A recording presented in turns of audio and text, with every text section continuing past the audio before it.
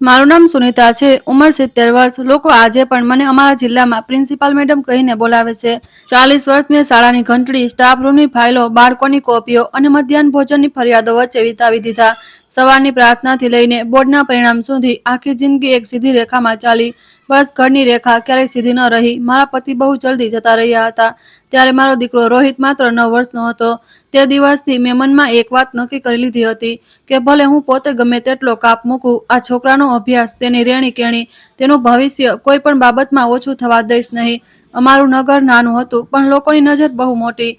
કોણ કોના ઘરે આવ્યું, કોણે કેટલી મીઠાઈ મોકલી, કોણ વહુ કેવી છે, કોનો દીકરો બહાર ગયો, કોની દીકરી હજુ સુધી ઘરે બેઠી છે, આ બધાનો હિસાબ અહીં હવા પણ રાખે છે। મારા પતિના ગયા પછી મને સૌથી વધુ બે બાબતોએ પરેશાન કરી હતી, એક એકલતા અને બીજું લોકોનું આ વાક્ય કે લોકો શું કહેશે। અરે જાણે દુનિયાનો આખો ઠેકો આ લોકોએ જ લઈ રાખ્યો હોય। છતાં સાચું કહું તો તે ઉંમરમાં હું પણ તેનાથી બચી શકી ન હતી। વિધવા સ્ત્રી, નાનું બાળક, સરકારી નોકરી, સાસરીવાળા અને પિયરવાળા પોતાના હિસાબે સલાહ આપતા હતા।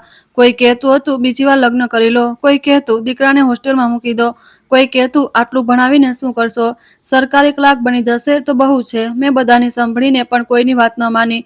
રોહિત હોશિયાર હતો, શરૂઆતથી જ તેજ મગજ, પરંતુ તેજ મગજની સાથે તેનામાં એક બીજી વાત હતી જે મને બહુ મોડેથી સમજાઈ। તેને હંમેશા મોટું જોઈતું હતું। બાકીના બાળકો પાસે જો સાયકલ હોય તો તેને ગિયરવાળી જોઈતી હતી, કોઈના ઘરે રંગીન ટીવી આવી ગયું તો તેને મોટું જોઈતું હતું। કોલેજમાં ગયા તો બોલ્યો, મમ્મી મારે આ નાના શહેરમાં નથી રહેવું, મારે બહાર જવું છે। હું પણ તેના સપના પર રોક લગાવનારી માં ન હતી। મેં ઘરેણાં વેચ્યા, પીએફનો હિસ્સો તોડ્યો, રજાઓમાં ટ્યુશન ભણાવ્યા, ત્યારે જઈને તેના ભણતરની વ્યવસ્થા થઈ। તેણે MBA કર્યું, પછી નોકરી માટે લંડન જતો રહ્યો। આખા મહોલ્લાએ મારા ઘરે આવીને અભિનંદન આપ્યા હતા। કોઈ મીઠાઈ ખાઈને બોલ્યું, સુનિતાજી હવે તો તમારી નીકળી પડી। કોઈ બોલ્યું, ઘર પણ સેટ થઈ ગયું। કોઈ હસીને બોલ્યું, વિદેશવાળો દીકરો છે, હવે શી ચિંતા। હું પણ મલકાઈ જતી। કોણ સમજાવે કે દીકરો વિદેશ જતો રહે તો માનું ઘર પણ સરળ નથી થતું, માત્ર દૂર થઈ જાય છે। શરૂમાં રોહિત બહુ ફોન કરતો હતો, મમ્મી ઠંડી બહુ છે, મમ્મી અહીં બધું ટાઈમસર થાય છે, મમ્મી તમને પણ ક્યારેક લઈને આવીશ। હું રાત્રે મોબાઈલ ચાર્જ કરીને ઓશિકા પાસે રાખીને સૂતી કે ક્યાંક તેનો ફોન આવી જાય તો મિસ ન થઈ જાય। પછી ધીમે ધીમે ફોન ઓછા થતા ગયા, પહેલા રોજ, પછી અઠવાડિયામાં, પછી જ્યારે તેને કોઈ કામ હોય ત્યારે। હું સમજતી રહી કે બાળક વ્યસ્ત હશે, મોટા શહેરોની જિંદગી આવી જ હોય છે। ક્યારેક વિડીયો કોલ પર તેની પાછળ ચમકતો ડ્રોઈંગ રૂમ દેખાતો, ક્યારેક કાચની મોટી બારી, તો ક્યારેક કોઈ ગોરી એવી ઇન્ટિરિયર વાળી રસોઈ। હું જોતી અને ખૂબ ખુશ થતી, પણ અંદર ક્યાંક એ પણ વિચારતી કે આ ચમકમાં ક્યાંક તેનું દિલ તો ધૂંધળું નથી થઈ ગયું ને। મારી પાસે જે પણ બચત હતી મેં ખૂબ વિચારી સમજીને ફિક્સ ડિપોઝિટમાં રાખી હતી। એક નહીં, અનેક FD હતી, અમુક મારા રિટાયરમેન્ટના પૈસામાંથી, અમુક પતિના વીમા રકમ બચાવીને, અમુક એ જે વર્ષો વર્ષ પોતાની જરૂરિયાતો ટાળીને જમા કર્યા હતા। મેં ક્યારેય આને સંપત્તિ નથી માની, આ મારા માટે સુરક્ષા હતી। દવા, ઈલાજ, ઇમરજન્સી, ઘટપણની ઇજ્જત, હું કોઈની પાસે હાથ ફેલાવવા માંગતી ન હતી। દીકરો છે એ અલગ વાત છે, પરંતુ માં જો પોતાની આખી ઉંમરની કમાણી દીકરાના હિસ્સા પર ટકાવી દે તો પછી માં નથી રહેતી, બોજ બની જાય છે। આ વાત હું શાળાની દીકરીઓની માતાઓને સમજાવતી હતી। પોતાના પર લાગુ કરવાનો વારો આવશે એ ત્યારે વિચાર્યું ન હતું। 3 અઠવાડિયા પહેલા રોહિતનો ફોન આવ્યો, અવાજમાં એક અજીબ સી મીઠાશ હતી। ઘણા દિવસો પછી તેણે જાતે જ પૂછ્યું, મમ્મી કેવી છો? મેં પણ ખુશ થઈને કહ્યું, હું ઠીક છું બેટા, તું સંભળાવ। તેણે થોડી આમ તેમની વાતો કરી, હવામાન, ઓફિસ, ઇન્ડિયાની રાજનીતિ, મારા ઘૂંટણનો દુખાવો, પછી અચાનક બોલ્યો, મમ્મી એક બહુ સારો મોકો આવ્યો છે, અહીં લંડનની બહાર એક વિલા મળી રહ્યો છે, પ્રોપર્ટી અત્યારે લઈ લીધી તો 2 વર્ષમાં બમણી થઈ જશે। મેં કહ્યું, સારું છે બેટા, લઈ લે, જો સગવડ હોય। તે સહેજ હસ્યો, બોલ્યો, સગવડ તમારા લીધે જ થશે। હું પહેલા સમજી નહીં, પછી તેણે બિલકુલ સીધા અવાજમાં કહ્યું, તમારી જે FD છે ને તે તોડાવી દો, ડાઉન પેમેન્ટ થઈ જશે। તે એક પળમાં જાણે મારા કાન પાસે કોઈ ગણગણાટ શરૂ થઈ ગયો। મેં વિચાર્યું કદાચ મજાક કરી રહ્યો છે, પણ મેં હળવાશથી કહ્યું, અરે મારી FD થી લંડનનો વિલા આવશે શું? તે બોલ્યો, મમ્મી તમે સમજતા કેમ નથી, મને બસ શરૂઆત માટે ફંડ જોઈએ છે, બાકી લોન થઈ જશે અને પછી આ ઘર આપણું તો હશે આપણું। તે આપણામાં મને પહેલીવાર મારો કોઈ હિસ્સો લાગ્યો નહીં। મેં ધીમેથી પૂછ્યું, તો કેટલા પૈસા જોઈએ? તેણે રકમ જણાવી તો મારી આંગળીઓ ઠંડી પડી ગઈ। તે રકમ મારી અડધાથી વધુ જમા પૂંજી હતી। મેં કહ્યું, બેટા આટલી કેવી રીતે આપી દઉં? મારી ઉંમર જો, મારી જરૂરિયાતો જો, બીમારી લાગી તો? તેણે તરત તરત કહ્યું, અરે મમ્મી, આટલું નેગેટિવ કેમ વિચારો છો? હું છું ને, હું સંભાળી લઈશ. આ એ જ વાક્ય હોય છે જે બાળકો બહુ સરળતાથી બોલી દે છે અને માતાઓ બહુ મુશ્કેલીથી માને છે, કારણ કે સંભાળવું શબ્દમાં જવાબદારી ઓછી, એહસાન વધારે છુપાયેલો હોય છે. મેં તેને સમજાવ્યો, જો રોહિત કોઈ જરૂરી કામ માટે જોઈતા હોત, બિઝનેસમાં ફસાઈ ગયો હોત, બીમારી હોત, હું વિચાર્યા વિના આપી દેત. પરંતુ વિલા, તે પણ વિદેશમાં. તેણે લાંબો શ્વાસ લીધો, જાણે હું બહુ પછાત વિચારવાળી સ્ત્રી છું. બોલ્યો, મમ્મી, આજ તો તકલીફ છે તમારા લોકોની. તમે લોકો પૈસા માત્ર બચાવીને રાખવા માટે પેદા થયા હતા શું? અમે લોકો એસેટ બનાવીએ છીએ, સ્ટેટસ બનાવીએ છીએ. મેં કહ્યું, ભાઈ, સ્ટેટસ માટે માની ઘટપણની જમાપૂંજી નથી તોડાતી. તે દિવસે વાત ત્યાં પૂરી ન થઈ. આગલા 2 દિવસ તેના સતત ફોન આવ્યા, ક્યારેક પ્રેમથી, ક્યારેક સમજાવીને, ક્યારેક ચીડાઈને. એકવાર તો તેણે સીધું જ કહ્યું, મમ્મી, તમે જાણો છો મારા સર્કલમાં બધા લોકો ક્યાં પહોંચી ગયા છે? કોઈની પાસે 2 ઘર છે, કોઈની પાસે હોલિડે હોમ. હું ક્યાં સુધી ફ્લેટમાં રહું? મેં કહ્યું, તો ફ્લેટમાં રહેવામાં બુરાઈ શું છે? માથા પર છત છે, કામ છે, પરિવાર છે, અને બીજું શું જોઈએ? તે ચૂપ રહ્યો, પછી બોલ્યો, તમને નહીં સમજાય. તમે એ જ નાના શહેરવાળી મેન્ટાલિટીમાં અટકેલા છો. નાના શહેરવાળી મેન્ટાલિટી. આ સાંભળીને મને મારી શાળાની તે પરસાળ યાદ આવી ગઈ, જ્યાં વરસાદમાં છત ટપકતી હતી અને હું ઉપર ડોલ રખાવીને નીચે દીકરીઓને કવિતા સંભળાવતી હતી. તે જ નાનું શહેર મારા દીકરાની પહેલી ફી ભરતું રહ્યું. તે જ નાનું શહેર તેના કોચિંગનો ખર્ચ ઉપાડવા માટે મને વધારાના ટ્યુશન આપતું રહ્યું. તે જ નાનું શહેર હવે તેની નજરમાં નાનું થઈ ગયું હતું. વાત છતાં હું ગળી ગઈ. માં છું ને. માતાઓ ઘણીવાર અપમાન નહીં, શબ્દો ગળી જાય છે, પરંતુ અશ્લીલ ચોટ ત્રીજા ફોનમાં લાગી. તે દિવસે બપોરે હું બેંક પાસબુક અને દવાઓની ચિઠ્ઠી જોઈને ખર્ચ જોડી રહી હતી. મોબાઈલ વાગ્યો. રોહિત હતો. કોઈ પણ ભૂમિકા વિના બોલ્યો, મેં એજન્ટ સાથે વાત કરી લીધી છે. તમારે આ અઠવાડિયે એફડી તોડાવવી પડશે. મેં કહ્યું, મેં ના પાડી હતી બેટા. તેણે પહેલીવાર પોતાનો અવાજ ઊંચો કર્યો. બોલ્યો, ના કેમ પાડી? આખરે આ બધું મારા માટે જ તો છે. મારો જ તો હક છે. મેં બહુ શાંત થઈને કહ્યું, હક પ્રેમ પર હોય છે, પૈસા પર નહીં. બસ અહીંથી તેનો ચહેરો મને જોયા વિના પણ બદલાતો અનુભવાયો. તેણે કહ્યું, ઠીક છે, એક વાત સ્પષ્ટ કરી દઉં. જો તમે આ વખતે મારા કામ ન આવ્યા તો પછી આગળ મારી પાસેથી કોઈ આશા રાખતા નહીં.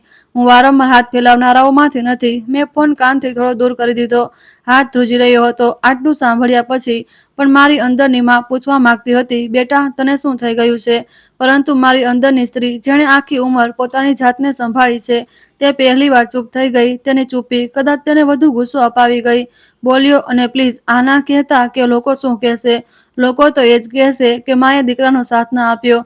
તે વખતે મને હસવું પણ આવ્યું અને દર્દ પણ. આ એ જ છોકરો હતો જેને ક્યારેય સમાજની પરવા ન હતી. હવે તેણે પણ લોકો શું કહેશે તે યાદ આવી ગયું હતું, કારણ કે આ વખતે તેના મતલબનું હથિયાર હતું. ફોન કપાઈ ગયો. હું ઘણીવાર સુધી તે જ ખુરશી પર બેઠી રહી. સામે દિવાલ પર રોહિતના બાળપણનો ફોટો લાગેલો હતો. સફેદ શર્ટ, વાંકી ટાઈ, કપાળ પર પરસેવો, હાથમાં ટ્રોફી. તે દિવસે તેણે દોડ જીતી હતી અને મંચ પરથી ઉતરતા જ મને ગળે વળગી પડ્યો હતો. આજે તે જ બાળક લંડનથી મને જણાવી રહ્યો હતો કે મારી આખી ઉંમરની કમાણી તેનો હક છે. હું ઉઠીને રસોઈમાં ગઈ, મારા માટે ચા બનાવી, પણ ખાંડ નાખવાનું ભૂલી ગઈ. પહેલો ઘૂંટડો લીધો તો લાગ્યું કે જિંદગી પણ આવી થઈ ગઈ છે. ઉંમરથી એ જ અંદરથી ફીકી. સાંજ સુધી ખબર ન જાણે કેવી રીતે ફેલાઈ ગઈ કે રોહિતે વિદેશમાં મોટું ઘર લેવાનું વિચાર્યું છે. અમારે ત્યાં ખબરો ચાલીને નથી જતી, દોડે છે. પાડોશવાળી કમલેશ આવી અને બોલી, અરે વાહ મેડમ, હવે તો તમે પણ લંડન જતા રહેશો. મેં બસ મુસ્કુરાવી દીધું. પછી તેણે ધીમેથી પૂછ્યું, કંઈક મદદ કરવી પડી રહી હશે ને? દીકરા માટે કંઈ જ કરવું પડે છે. તેના ગયા પછી શર્મા આંટીનો ફોન આવ્યો. તેમણે પૂછ્યા વિના સલાહ આપી દીધી. દીકરો એક જ છે. જો મા બાપ બાળકોના કામ નથી આવતા, પાછળથી તે જ બાળકો દૂર થઈ જાય છે. પછી મારી નાની નણંદે કહ્યું, ભાભી, આજકાલ ઇમેજ પણ જોવી પડે છે. દીકરો બહાર રહે છે, થોડું સ્ટાન્ડર્ડ તો મેન્ટેન કરવું પડે છે. મને એ પડે સમજાયું કે રોહિત એકલો નહોતો બોલી રહ્યો. તેની પાછળ આખો સમાજ ઊભો હતો, જે મને માણસ નહીં, કાયમી એટીએમ સમજે છે. રાત્રે હું અગાસી પર ગઈ. અમારા ઘરનો જૂનો મોરપીંછવાળો ખાટલો હજી પણ ત્યાં જ પડેલો રહે છે. દૂર મંદિરથી આરતીનો અવાજ આવી રહ્યો હતો. શેરીમાં કોઈ સ્કૂટી ઊભી રાખીને વાત કરી રહ્યું હતું. સામેવાળા ઘરની છત પર કપડાં મોડા ઉતર્યા હતા. એ જ રોજની નાની નાની વસ્તુઓ હતી જેનાથી જિંદગી બને છે. અને હું વિચારી રહી હતી, શું ખરેખર માં હોવાના અર્થ આ જ છે કે તમારું બધું જ અંતમાં તમારું રહેતું જ નથી? તમારો સમય, તમારી ઊંઘ, તમારું શરીર, તમારા સપના અને હવે તમારી બચત પણ. તે રાત્રે પહેલીવાર મેં મારા દિલથી એક બહુ કડવી વાત સ્વીકારી. મારો દીકરો મારી ચિંતા નહોતો કરી રહ્યો. તેને મારી ફિક્સ ડિપોઝિટ જોઈતી હતી. બસ મેં મોબાઈલ ફરી ઉપાડ્યો. તેની ચેટ ખોલી. ઉપર તેનું નામ હતું. થોડા નીચે જૂના message, happy birthday mummy, take care, medicine લેજો. અને પછી છેલ્લા કેટલાક દિવસોના મેસેજ, બેંક ક્યારે જશો, એફડી ક્યારે મેચ્યોર થઈ રહી છે, ડોક્યુમેન્ટ્સ રેડી રાખજો. માણસ ક્યારે સંબંધમાંથી લેવડ દેવડમાં બદલાઈ જાય છે ખબર જ નથી પડતી. જો અહીં સુધી સાંભળીને તમને પણ લાગી રહ્યું છે કે કેટલાક સંબંધો માત્ર નામના રહી જાય છે, તો કમેન્ટમાં આટલું જ લખી દેજો કે ઇજ્જત પૈસા કરતાં મોટી હોય છે. હું સાચું કહી રહી છું. તે રાત્રે મને કોઈ જવાબની નહીં, માત્ર આ વાતની જરૂર હતી કે હું પાગલ નથી. નીચે આવીને મેં ભગવાનની સામે દીવો પ્રગટાવ્યો. રડવાનું મન હતું પણ આંસુ ન આવ્યા. કદાચ ઉંમરની સાથે રડવું પણ હિસાબથી આવવા લાગે છે. મેં કબાટમાંથી મારી એફડીની ફાઇલ કાઢી. લાલ રંગનું જૂનું પ્લાસ્ટિક કવર, જેમાં દરેક પહોંચ તારીખ પ્રમાણે લાગેલી હતી. મેં તેમને એક એક કરીને જોઈ. દરેક એફડી પાછળ એક વાર્તા હતી. કોઈની પાછળ ત્યાગ, કોઈની પાછળ ડર, કોઈની પાછળ ભવિષ્યની નાની એવી સુરક્ષા. અને હવે તે જ કાગળોને મારો દીકરો લંડનના વિલાની પહેલી સીડી બનાવી દેવા માંગતો હતો. મેં ફાઇલ બંધ કરી, લાઇટ ઓલવી અને પથારી પર સૂઈ ગઈ. પરંતુ ઊંઘ ન આવી. બસ કાનમાં એ શબ્દો ઘૂમતા રહ્યા, જો તમે આ વખતે મારા કામ ન આવ્યા તો પછી આગળ મારી પાસેથી કોઈ આશા રાખતા નહીં. તે વાક્યમાં ધમકી પણ હતી, સોદો પણ હતો અને એક પ્રકારની જાહેરાત પણ કે હું હવે તેની માં ઓછી, તેમનું ફંડિંગ વધારે છું. તે રાત્રે મેં કોઈ નિર્ણય ન લીધો. બસ આટલું સમજી લીધું કે બીજા દિવસે સવારે ઉઠનારી સુનીતા એ નહીં હોય જે આ ફોન પહેલા હતી. કારણ કે કેટલીક વાતો માણસને તોડતી નથી, જગાડી દેશે. બીજા દિવસે સવારે હું રોજના મુજબ 5 વાગ્યે ઉઠી. પરંતુ અંદર વધુ રોજ જેવું ન હતું. આદતથી મજબૂર થઈને મેં પહેલા તુલસીમાં પાણી રેડ્યું, પછી રસોઈમાં જઈને ચા મૂકી. ગેસ ધીમી આંચ, સ્ટીલના વાસણનો અવાજ, બારીમાંથી આવતી હળવી ઠંડી હવા, બધું એવું જ હતું. બસ મારી અંદર એક અજીબસી સફાઈ શરૂ થઈ ચૂકી હતી. જાણે કોઈએ ધૂંધળા કાચ પર હાથ ફેરવી દીધો હોય અને હવે વસ્તુઓ સ્પષ્ટ દેખાવા લાગી હોય. દર્દ ઓછું નહોતું થયું, પણ ભ્રમ ઓછો થવા લાગ્યો હતો. મેં ચાલીને પરસાળમાં બેસતા જ બેંકની ફાઇલ ફરી ખોલી. કાગળ ત્યાં જ હતા, રકમ ત્યાં જ હતી, તારીખો ત્યાં જ હતી. પરંતુ આજે પહેલીવાર મેં તેમને રોહિતના ચશ્માથી નહીં, પોતાના ચશ્માથી જોયા. આ પૈસા ક્યાંથી આવ્યા હતા? શું આસમાનથી ટપક્યા હતા? ના, આમાં મારા લગ્નના કંગન હતા, જે મેં તે યુનિવર્સિટીની પહેલી ફી માટે વેચ્યા હતા. આમાં તે સાડી હતી જે હું દર વર્ષે દિવાળી પર લેવાનું વિચારતી હતી અને પછી નહોતી લેતી. આમાં મારા રિટાયરમેન્ટ પછીનું તે સપનું હતું કે કદાચ ક્યારેક ચારધામ જઈ આવું, અથવા ઓછામાં ઓછું મારા ઘૂંટણની સારી હોસ્પિટલમાં સારવાર કરાવી લઉં. આમાં મારી રાતોની ઊંઘ હતી. આમાં તે વર્ષો હતા જ્યારે શાળાથી પાછા ફરીને હું ટ્યુશન ભણાવતી હતી અને રોહિત મોં ફુલાવીને બેસી રહેતો હતો કે બાકીના બાળકોની જેમ હું તેને પાર્ક કેમ નથી લઈ જઈ શકતી. આ માત્ર રકમ નહોતી, આ મારી આખી ઉંમરનો જમા થયેલો સમય હતો. પરંતુ સમાજને ક્યાં આ બધું દેખાય છે? સમાજને બસ એક લાઈન દેખાય છે: દીકરો મા પાસે મદદ માંગી રહ્યો છે. હવે માં ના કેવી રીતે પાડી શકે? તે દિવસે બપોર સુધીમાં 3 લોકો આવી ચૂક્યા હતા. પહેલા મારી પિતરાઈ બહેન વિમલા આવી. આવતા જ બોલી, જો સુનીતા, હું તારા ભલા માટે બોલી રહી છું. દીકરો ગમે તેવો હોય, દીકરો દીકરો હોય છે. પૈસા તો હાથનો મેલ છે. આજે આપી દઈશ, કાલે એ જ 4 ગણા કરીને તને પાછા આપશે. મેં માત્ર તેને જોઈ. આ એ જ વિમલા હતી જેણે પોતાના નાના દીકરાને દુકાનમાં 5,000 ઉધાર આપ્યા હતા અને 6 મહિના સુધી મહોલ્લામાં બધાને સંભળાવતી રહી હતી કે છોકરાઓ આજકાલ એહસાન નથી સમજતા. આજે તેને મારા 35-40 વર્ષના જમા પૈસા હાથનો મેલ લાગી રહ્યો હતો. મેં ધીમેથી કહ્યું, પોતાના પૈસાની વાત આવે છે ને તો દરેકની ફિલોસોફી બદલાઈ જાય છે. તે હસીને ટાળી ગઈ, પણ તેના ચહેરા પર ખચકાટ સ્પષ્ટ દેખાયો. પછી સાંજે મંદિરથી પાછી ફરતી શર્મા આંટી ઊભી રહી ગઈ. કહેવા લાગી, જો બહેન, દુનિયામાં આખરે પોતાના બાળકો જ કામ આવે છે. અત્યારે જો તું તેનું મન તોડી નાખીશ તો કાલે કોણ જોશે તને? મેં પહેલીવાર થોડી કડકાઈથી પૂછ્યું, અને જો હું બધું જ આપી દઉં અને તો પણ તે ન જુએ તો? તે એક પળ માટે ચૂપ થઈ ગઈ.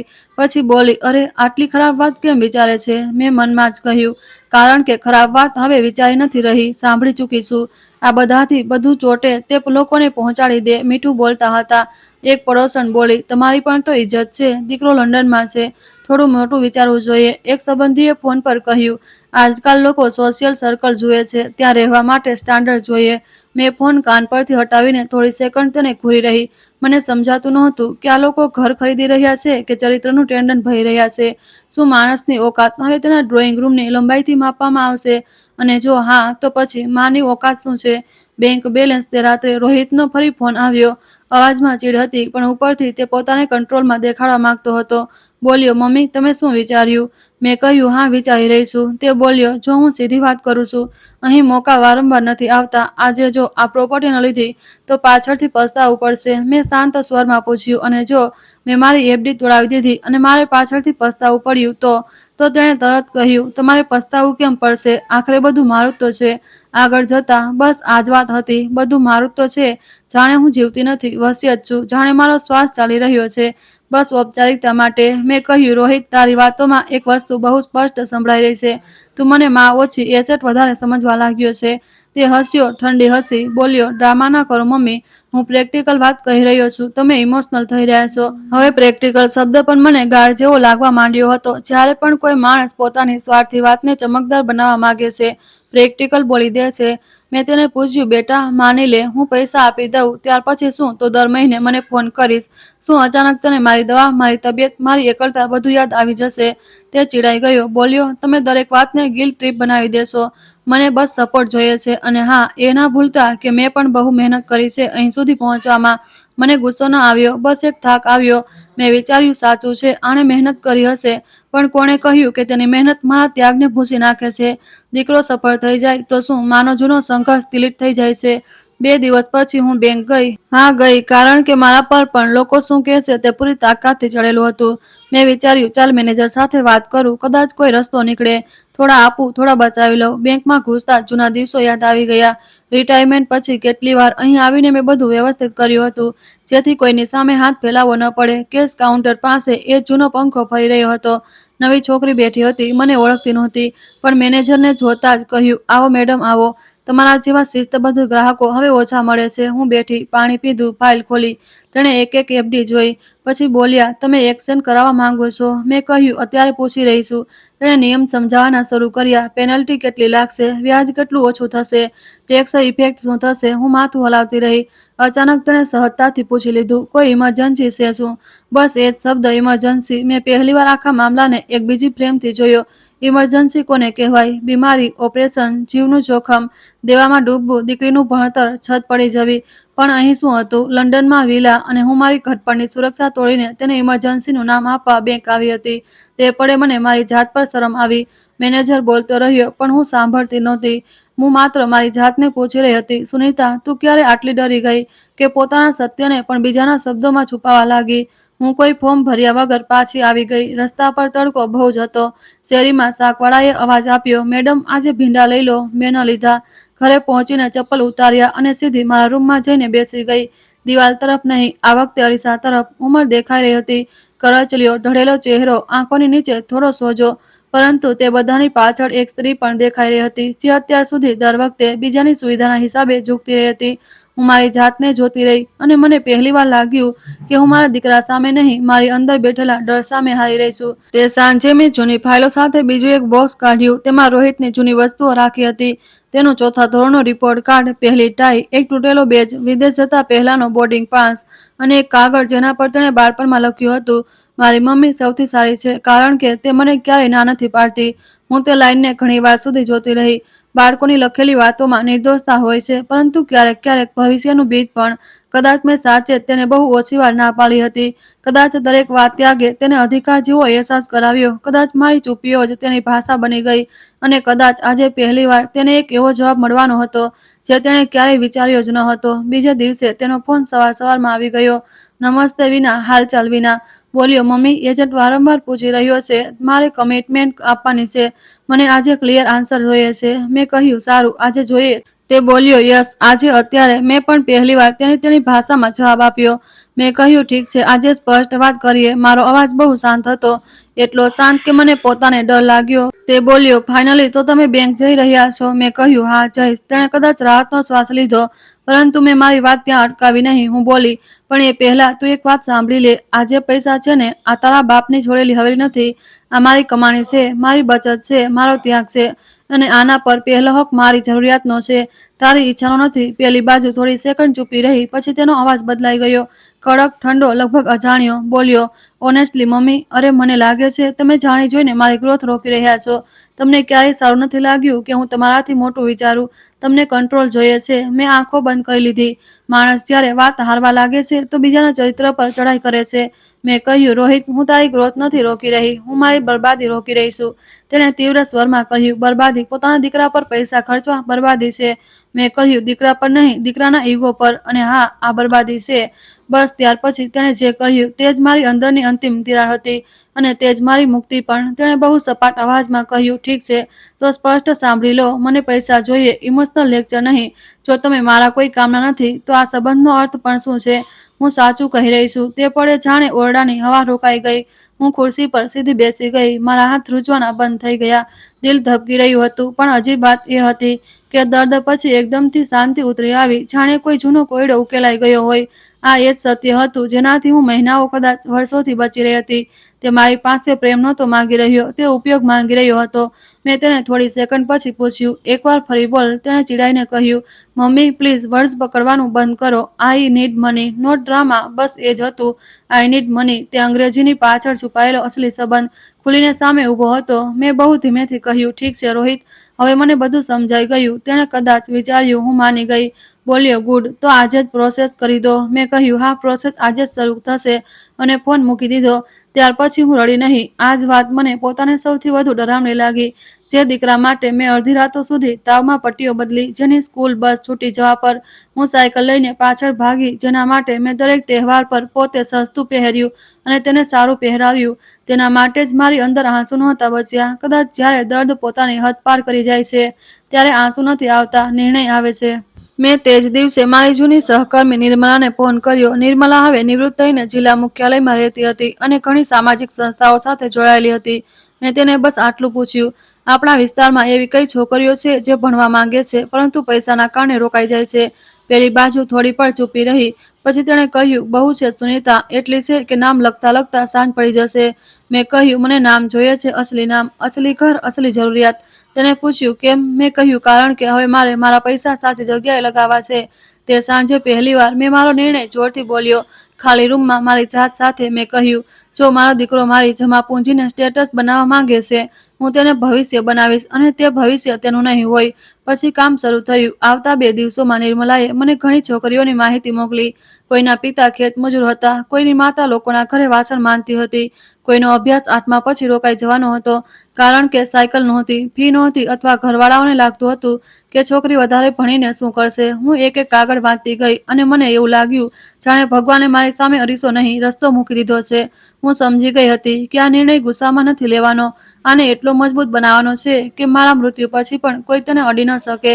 ત્યારે જ મારા મગજમાં ટ્રસ્ટનો વિચાર આવ્યો. માત્ર દાન નહીં, માત્ર ફી ભરવી નહીં, એક એવી કાનૂની વ્યવસ્થા જેમાં પૈસા લોક થઈ જાય, નિયમ લખાય, લાભાર્થી નક્કી હોય, અને કોઈ દીકરો, કોઈ સંબંધી, કોઈ લાલચુ હાથ પાછળથી તેને પોતાના તરફ વાળી ન શકે. મને કાયદાની વધારે સમજ નહોતી, પણ શાળા ચલાવતા ચલાવતા ફાઇલ, નિયમ, દસ્તાવેજ અને સિસ્ટમની સમજ સારી થઈ હતી. હું જાણતી હતી કે ભાવનાઓથી સંબંધો ચાલતા હશે, પરંતુ સંપત્તિ કાગળથી ચાલે છે. બીજે દિવસે હું જિલ્લા અદાલત પાસે એક વકીલને મળી. ઉંમરમાં મારા કરતાં નાનો હતો, પણ સમજદાર લાગી રહ્યો હતો. મેં તેને આખો કિસ્સો ન કહ્યો, બસ કહ્યું, મારે મારી જમાપૂંજીથી છોકરીઓના શિક્ષણ માટે એક ઇરેવોકેબલ ટ્રસ્ટ બનાવવું છે, એવું કે ભવિષ્યમાં કોઈ પારિવારિક દાવો ન કરી શકે. તેણે ચશ્મા સરખા કર્યા અને મને ધ્યાનથી જોઈ. કદાચ તેના મારા જેવા કેસ રોજ મળતા નહીં હોય. બોલ્યો, થઈ શકે છે. યોગ્ય સ્ટ્રક્ચર બનશે તો ચેલેન્જ કરવું મુશ્કેલ થશે. મેં પૂછ્યું, મુશ્કેલ કે અશક્ય? તેણે હળવા સ્મિત સાથે કહ્યું, કાયદામાં અશક્ય ઓછું હોય છે, પરંતુ આપણે બહુ મજબૂત બનાવી શકીએ છીએ. મેં કહ્યું, તો પછી મજબૂત બનાવો. તેણે ડ્રાફ્ટની વાતો શરૂ કરી. ટ્રસ્ટીઓ કોણ હશે? બેનિફિશિયરી કેવી રીતે પસંદ થશે? ફંડ રિલીઝની કન્ડિશન શું હશે? મિસયુઝર કેવી રીતે રોકવામાં આવશે? વાર્ષિક ઓડિટ કેવી રીતે થશે? હું દરેક વાત ધ્યાનથી સાંભળતી રહી. વચ્ચે વચ્ચે મને રોહિતનો અવાજ યાદ આવતો. બધું મારું તો છે. અને દર વખતે હું વધુ સીધી થઈને બેસી જતી. ના, હવે બધું તેનું નહોતું. હવે કંઈ પણ તેનું નહોતું. ઘરે પાછા ફરતી વખતે મેં રસ્તાના કિનારે શાળાની રજા થતી જોઈ. છોકરીઓ 2 ચોટલા બાંધીને બેગ પીઠ પર લટકાવીને ધૂળ ઉડાડતી જઈ રહી હતી. એક છોકરી પોતાના ચપ્પલ હાથમાં લઈને ખુલ્લા પગે ચાલી રહી હતી, જેથી તૂટેલા ચપ્પલ થોડા વધારે ચાલે. મેં તેને ઘણીવાર સુધી જોઈ. મને અચાનક લાગ્યું, એક બાળક વિદેશમાં વિલા વિના પણ રહી શકે છે, પરંતુ એક છોકરી જો ભણતરથી કપાઈ ગઈ તો આખી જિંદગી અંધારામાં રહી શકે છે. તે જ પડે મારો નિર્ણય પથ્થર બની ગયો. રાત્રે રોહિતના 5 મિસ કોલ હતા. મેં ન ઉપાડ્યા. તેણે મેસેજ કર્યો, ડન. મેં સ્ક્રીન જોઈ અને મોબાઈલ ઊંધો મૂકી દીધો. કેટલાક જવાબ શબ્દોથી નહીં, કર્મોથી આપવામાં આવે છે, અને હવે હું તે જ આપવાની હતી. ત્રીજે દિવસે હું ફરી વકીલની ઓફિસે ગઈ. ડ્રાફ્ટ તૈયાર હતો. મેં તેને લાઇન બાય લાઇન વાંચ્યો. દરેક ક્લોઝ મારા માટે ઢાલ બની રહ્યો હતો. શિક્ષણ સિવાય પૈસા ક્યાંય નહીં જાય. ટ્રસ્ટીઓ સામૂહિક સંમતિથી કામ કરશે. કોઈ એક વ્યક્તિનું નિયંત્રણ નહીં હોય. પારિવારિક ઉત્તરાધિકારથી અલગ નોંધાશે. બેનિફિશિયરીઝની યાદી અપડેટ થશે, પણ ઉદ્દેશ્ય નહીં બદલાય. હું વાંચતી ગઈ અને મને વર્ષો પછી એવું લાગ્યું જાણે હું ફરીથી પ્રિન્સિપાલની ખુરશી પર બેઠી છું. કોઈ બીજાના નહીં, પોતાના જીવનના નિયમો નક્કી કરી રહી છું. વકીલે છેલ્લે દસ્તાવેજ મારી સામે મૂક્યા. કહ્યું, તમે ઈચ્છો તો 1-2 દિવસ વધુ વિચારી શકો છો. મેં પેન ઉપાડી અને તેની તરફ જોયા વિના કહ્યું, મેં 40 વર્ષ વિચાર્યું છે, હવે કરવાનું છે, અને મેં સહી કરી દીધી. તે ભૂરી શાહીની રેખાની સાથે કંઈ પૂર્ણ થયું, કંઈક શરૂ થયું. તે સહીમાં ગુસ્સો હતો, હા, અપમાન પણ હતું, પરંતુ તેના કરતાં વધારે તેમાં ઇજ્જત હતી. પોતાના માટે, તે છોકરીઓ માટે અને તે સત્ય માટે જેને હું હવે જૂઠું બોલીને ઢાંકવા નહોતી માંગતી. જે દિવસે મેં દસ્તાવેજ પર હસ્તાક્ષર કર્યા, તે જ દિવસે પહેલીવાર મને લાગ્યું કે હું રોહિત સામે હારી નથી રહી, હું મારી જાતને પાછી મેળવી રહી છું. હવે ખેલ બદલાઈ ચૂક્યો હતો. હવે આગળનો ફોન જ્યારે આવશે ત્યારે સામે એ જ સુનીતા નહીં હોય જે ડરતી હતી કે લોકો શું કહેશે. હવે હું એ જોવા માટે તૈયાર હતી કે લોકો શું કરે છે. જ્યારે એક માં પહેલીવાર ના પાડે છે. ટ્રસ્ટના કાગળો પર સહી કર્યા પછી હું ઘરે પાછી ફરી તો અજીબસી શાંતિ હતી. બહારથી કંઈ પણ બદલાયું ન હતું. એ જ દરવાજો, એ જ લીમડાનું ઝાડ, એ જ પરસાળની તૂટેલી કિનારી, એ જ રસોઈની બારી જેમાં જાળી થોડી ફાટેલી હતી, પરંતુ અંદર બધું બદલાઈ ચૂક્યું હતું. ઘણા વર્ષો પછી મને લાગ્યું કે હું મારા જ ઘરમાં ભાડુઆત નહીં, માલિકની જેમ ચાલી રહી છું. નિર્ણય જ્યારે પોતાના સન્માનથી લેવામાં આવે છે ને, તો વૃદ્ધ હાડકાઓમાં પણ સીધાપણું આવી જાય છે. આવતા કેટલાક દિવસો દોડધામમાં પસાર થયા. ટ્રસ્ટ માટે બાકીની ઔપચારિકતાઓ પૂરી કરવાની હતી. નિર્મલાએ 2 અન્ય ભરોસાપાત્ર લોકોના નામ સૂચવ્યા જે ટ્રસ્ટી બની શકે. એક જૂની લેક્ચરર હતી, બીજા સ્થાનિક ડોક્ટર. મેં સ્પષ્ટ કહ્યું, મને એવા લોકો જોઈએ જેને દાનમાં ફોટો નહીં, કામમાં ભરોસો હોય. અમે બેસીને નિયમો લખ્યા. કઈ છોકરીઓ પસંદ કરવામાં આવશે, સ્કૂલ ફી, પુસ્તકો, યુનિફોર્મ, સાયકલ, આગળ જતા કોલેજ કે સ્કિલ ટ્રેનિંગ સુધી શું શું કવર થશે. પૈસા સીધા સંસ્થા અથવા જરૂરિયાત મુજબ જશે. રોકડ હાથમાં નહીં. દર વર્ષે હિસાબ બનશે. કોઈ રાજકીય માણસ વચ્ચે નહીં આવે. કોઈ સંબંધી અમે પણ નહીં જોઈ લઈશું. બોલીને કબજો નહીં કરીએ. હું એક લાઇન પર રોકાઈ. ઉંમર મને ધીમી કહી રહી હતી, બેવકૂફ નહીં. પછી છોકરીઓના નામ આવવાના શરૂ થયા. પહેલા 10, પછી 15, પછી 20. કોઈ 8મામાં હતી, કોઈ 11મામાં, કોઈ સ્કૂલ છોડવાની અણી પર. કોઈના પિતાએ કહ્યું હતું કે હવે બહુ ભણતર થઈ ગયું, હવે ઘરના કામ શીખો. કોઈની માતા રડતા રડતા નિર્મલાને બોલી હતી, મેડમ, છોકરી બહુ હોશિયાર છે, પણ ફી ક્યાંથી લાવીએ. એક બાળકી હતી જેને દરરોજ 3 કિમી ચાલીને જવું પડતું હતું, કારણ કે સાયકલ ખરાબ થઈ ગઈ હતી અને ઘરમાં તેને રિપેર કરાવવાના પૈસા નહોતા. બીજી બાળકી સાયન્સ ભણવા માંગતી હતી, પરંતુ ગામના બધા તેને સમજાવી રહ્યા હતા કે છોકરી થઈને આટલો બોજ ના પાડ. હું તેમના કાગળ વાંચતી અને દરેક કાગળની પાછળ મને મારી જૂની સ્કૂલ દેખાતી. મેં પરસાળ, તે દીકરીઓ, તે આંખો જેમાં સવાલ બહુ હતા અને જવાબ ઓછા. મેં નક્કી કર્યું કે છોકરીઓને મળીને જ અંતિમ યાદી નક્કી થશે. પંચાયત ભવનનો નાનો હોલ લેવામાં આવ્યો. પ્લાસ્ટિકની ખુરશીઓ લાગી. 2 પંખા ચાલી રહ્યા હતા જે હવા ઓછી, અવાજ વધારે આપી રહ્યા હતા. હું સવારથી તૈયાર થઈને ગઈ. સાધારણ વાંચી સુતરાઉ સાડી પહેરી, એ જ જૂની બેગ લીધી જેમાં વર્ષો સુધી સ્ટાફ મીટિંગની ફાઇલો લઈ જતી હતી. પરંતુ આ વખતે ફાઇલમાં ફરિયાદો નહીં, સંભાવનાઓ હતી. ધીમે ધીમે છોકરીઓ પોતાના વાલીઓ સાથે આવવા લાગી. કોઈ ચૂપચાપ ઊભી હતી, કોઈ દુપટ્ટો મરડી રહી હતી, કોઈ પોતાની માર્કશીટ એટલી કસીને પકડી હતી જાણે કોઈ તેની પાસેથી છીનવી લેશે. મેં તેમને ઔપચારિક ભાષણ ન આપ્યું. હું બસ એક સાથે વાત કરતી ગઈ. તારે શું ભણવું છે? શાળા કેટલી દૂર છે? ઘરવાળા સપોર્ટ કરે છે કે નહીં? પુસ્તકો પૂરા છે કે અડધા? કોઈએ ધીમા અવાજમાં કહ્યું, મેડમ, મારે નર્સ બનવું છે. બીજી બોલી, મારે ટીચર બનવું છે. ત્રીજીએ તો આંખ પણ ઊંચી ન કરી. તેની માતાએ કહ્યું, આને ભણવું બહુ પસંદ છે, પણ આના બાપને લાગે છે કે છોકરી બહાર જશે તો લોકો વાતો કરશે. હું તે બાળકી પાસે જાતે ગઈ અને તેને પૂછ્યું, શું તું ઈચ્છે છે? તેને બહુ ધીમેથી કહ્યું, મારે બસ ભણવું છે, બસ આટલું. તે બસમાં એટલી ભૂખ હતી કે મારું ગળું ભરાઈ આવ્યું. તે દિવસે સાંજ સુધીમાં 20 નામ નક્કી થઈ ગયા. જ્યારે યાદી બની અને મેં તેને હાથમાં લીધી તો જ લાગ્યું જાણે પહેલીવાર મારા પૈસાને સાચો ચહેરો મળ્યો હોય. કોઈ લંડનની ચમકતી બારી નહીં, કોઈ વિલા નહીં, કોઈ સ્ટેટસ નહીં, બસ 20 જિંદગીઓ જે અત્યારે વળાંક પર ઊભી હતી. અને હું જાણતી હતી હવે જે થશે તે માત્ર મદદ નહીં હોય, દિશા હશે. હું ઘરે પાછી ફરી તો બહુ થાકેલી હતી, પરંતુ મન ભારે નહોતું. વર્ષો પછી થાક અને સંતોષ એકસાથે અનુભવાયા. રોહિતના કોલ આ દિવસોમાં સતત આવતા રહ્યા. પહેલા તેણે ગુસ્સામાં કોલ કર્યો, પછી થોડી નરમાશથી, પછી નાના message, need update, what's happening, agent is asking, at least a respond. મેં જાણી જોઈને તેને અંધારામાં નહોતો રાખ્યો. હું બસ સાચા સમયની રાહ જોઈ રહી હતી. કારણ કે કેટલાક સત્ય ફોન પર નહીં, છાતીનું હાડકું સીધું કરીને બોલવામાં આવે છે. તે મોકો જલ્દી આવી ગયો. ટ્રસ્ટની રજિસ્ટ્રી પ્રક્રિયા શરૂ થઈ ગઈ અને 2 દિવસ પછી તેનો વિડીયો કોલ આવ્યો. મેં ઉપાડ્યો. સ્ક્રીન પર તેનો ચહેરો હતો. પાછળ એક ચમકદાર રૂમ, સાફ શર્ટ, પાછળ વાઇન રેક, એક મોટો લેમ્પ અને ચહેરા પર ચીડનો જામેલો રંગ. તેને નમસ્તે વિના કહ્યું, mummy, what is going on? તમે આટલા દિવસથી ક્લિયર જવાબ કેમ ના આપ્યો? મેં કહ્યું, કારણ કે હવે જવાબ ક્લિયર છે. તેણે રાહતથી કહ્યું, ગુડ.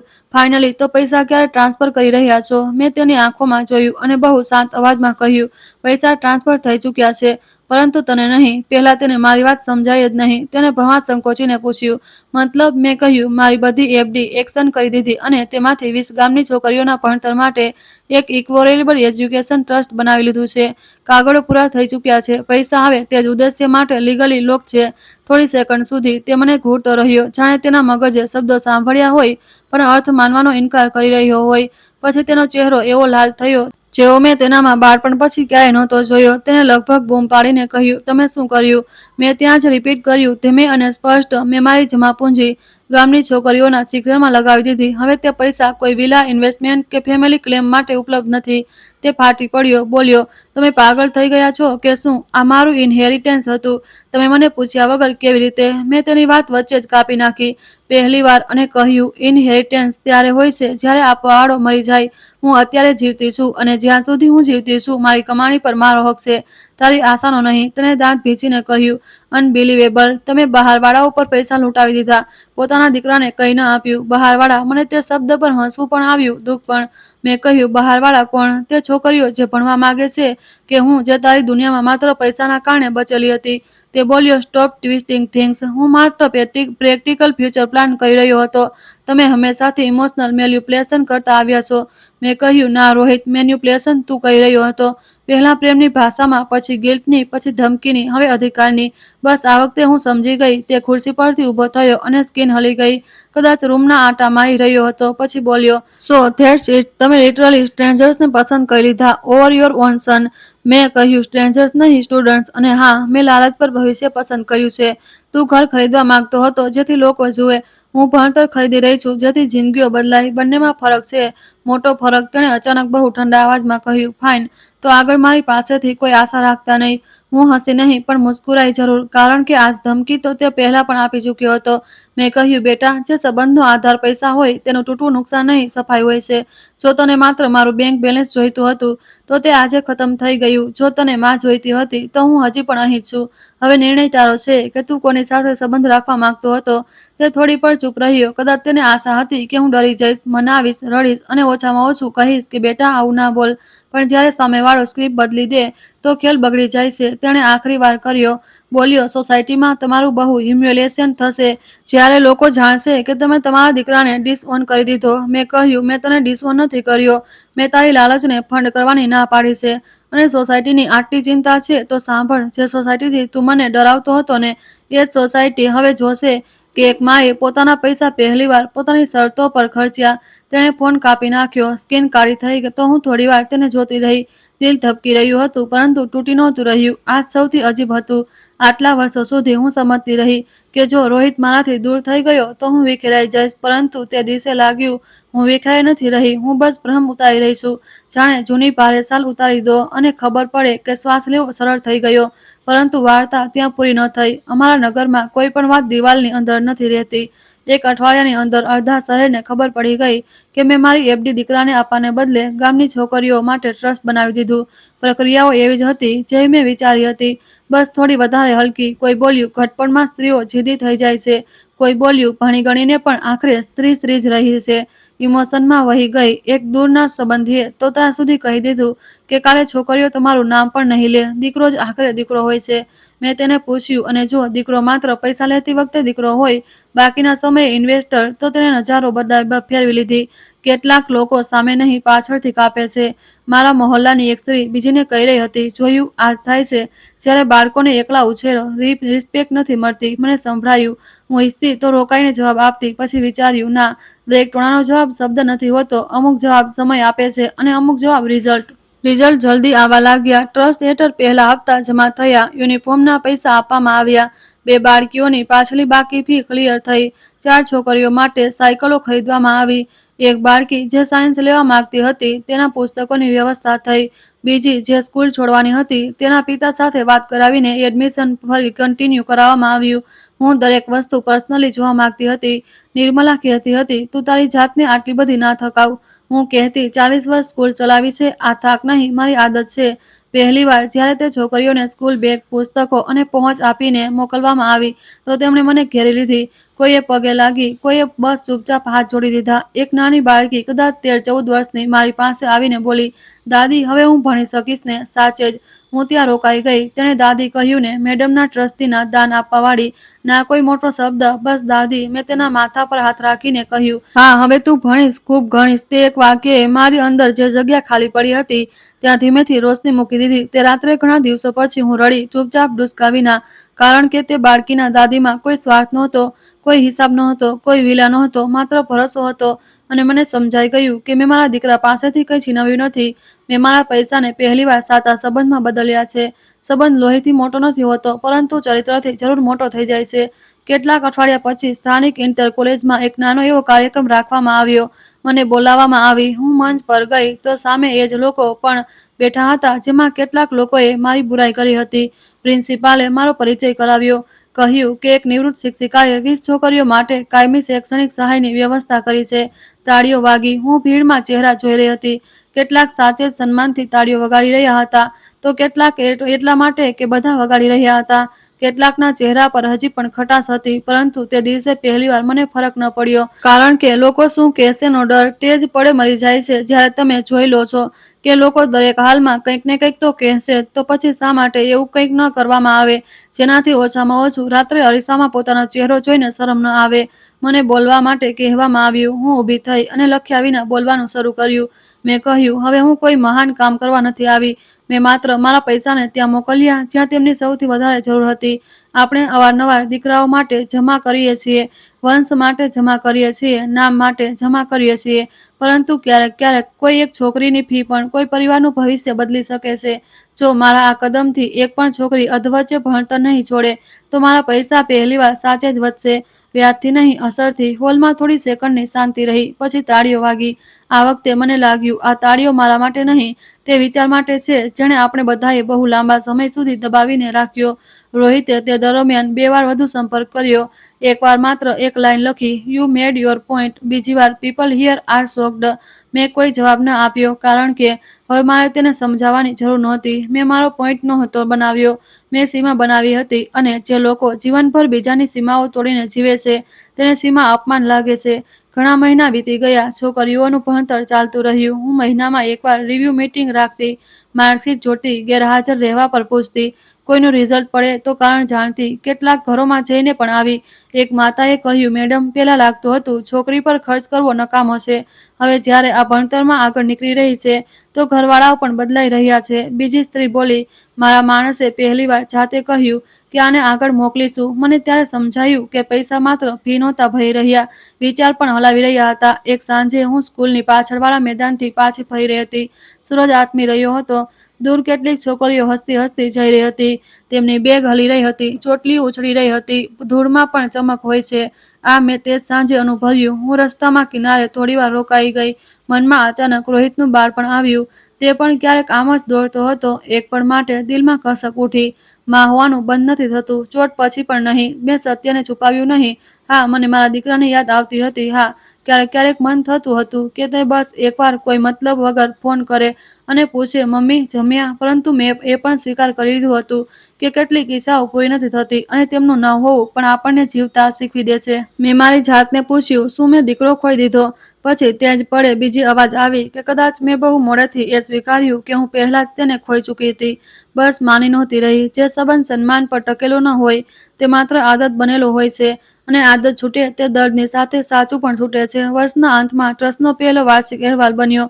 બધું વ્યવસ્થિત હતું. ખર્ચ, પ્રગતિ, નવી જરૂરિયાતો, આવતા વર્ષનો અંદાજ. હું ફાઇલ પલટાવી રહી હતી ત્યારે જ મારી નજર તે 20 નામો પર ગઈ. હવે આ માત્ર નામ નહોતા રહ્યા, આ મારા માટે 20 જવાબ હતા. તે દરેક સવાલનો જવાબ જે સમાજે મને પૂછ્યો હતો. દીકરો નહીં જુએ તો કોણ જોશે? જવાબ શિક્ષણ જોશે. નામ કોણ ચલાવશે? જવાબ કામ ચલાવશે. લોકો શું કહેશે? જવાબ જે કહેવું તે કહેશે. પણ કેટલીક છોકરીઓ હવે ભણશે પણ તે રાતે મેં મારા પતિના જૂના ફોટો સામે દીવો મૂક્યો. ઘણા વર્ષો પછી તેમની સાથે મનમાં ને મનમાં વાત કરી અને કહ્યું, મેં કદાચ મોડેથી સાચું પણ સાચું કર્યું. આપણે એક દીકરો ઉછેર્યો હતો, પણ મેં આજે 20 દીકરીઓને રસ્તો બતાવી દીધો. મને નથી ખબર ઉપરથી તમે શું વિચારતા હશો, પણ નીચેથી હું પહેલીવાર હળવાશ અનુભવી રહી છું. આ હળવાશ ગમ વિના નહોતી, પણ પસ્તાવા વિના જરૂર હતી. અને હવે જ્યારે હું પાછળ વળીને જોઉં છું, તો મને સ્પષ્ટ સમજાય છે, મારો દીકરો મારી ફિક્સ ડિપોઝિટ ઈચ્છતો હતો, કારણ કે તેને લાગતું હતું પૈસા જ વારસો છે. પરંતુ અસલી વારસો બેંકની પહોંચોમાં નહીં, તે જિંદગીઓમાં હોય છે, જેના પર તમારા નિર્ણયની અસર પડે છે. વિલા કોઈ બીજાના નામે પણ થઈ શકે છે, માર્કેટ પડી શકે છે, દિવાલો જૂની થઈ શકે છે, પરંતુ જો એક છોકરી ભણી ગળીને પોતાના પગ પર ઊભી થઈ ગઈ, તો તેની અસર પેઢીઓ સુધી જાય છે. મેં મારા પૈસા ખર્ચ નથી કર્યા, મેં તેમને ફેલાવ્યા છે. આજે પણ લોકો પૂછે છે, પસ્તાવો છે? હું કહું છું કે એક વાતનો છે, આ નિર્ણય મારે પહેલા કરી લેવો જોઈતો હતો, કારણ કે જે દિવસે મને સમજાઈ ગયું હતું કે મારો દીકરો મને નહીં, મારા પૈસાને પકડી ઊભો છે, તે જ દિવસે મારે મારા હાથ છોડાવી લેવા જોઈતા હતા. પરંતુ કદાચ દરેક સ્ત્રીને પોતાની બસ હવે વધુ થયું વાળી તારીખ જાતે મળે છે. મારી પણ મળી, મોડેથી મળી, પણ આવી તો ખરી. જો તમે આ વાર્તા સાંભળી રહ્યા છો અને તમારી આસપાસ પણ કોઈ માં, કોઈ બાપ, કોઈ વૃદ્ધ માણસ માત્ર એટલા માટે દબાવવામાં આવી રહ્યો છે કારણ કે તેની પાસે બચત છે, તો એક વાત યાદ રાખજો, પ્રેમ ક્યારેય અલ્ટિમેટમ આપીને નથી આવતો, સન્માન ક્યારેય વસિયત માંગીને નથી મળતું, અને સંતાન હોવાથી કોઈ માણસ આપમેળે અધિકારનો ભગવાન નથી બની જતો. સંબંધો હકથી નહીં, વ્યવહારથી બચે છે. હું સુનીતા છું, નિવૃત્ત પ્રિન્સિપાલ, ઉંમર 70 વર્ષ, અને આજે હું પૂરા હોશમાં એ કહી રહી છું કે મેં મારા દીકરાને એક પૈસો ન આપ્યો, પરંતુ મારી જિંદગી પહેલીવાર સાચી જગ્યાએ લગાવી દીધી. જો તમને મારી વાત સાચી લાગી, તો આ વાર્તાને અહીં જ પૂરી ન થવા દેતા. આને લાઈક કરો, ચેનલને સબસ્ક્રાઇબ કરો અને કોમેન્ટમાં લખો, વારસો પૈસાથી નહીં, નિર્ણયોથી બને છે. કદાચ તમારી એક કમેન્ટ કોઈ બીજી સુનીતાને પોતાનો અવાજ પાછો આપી દે.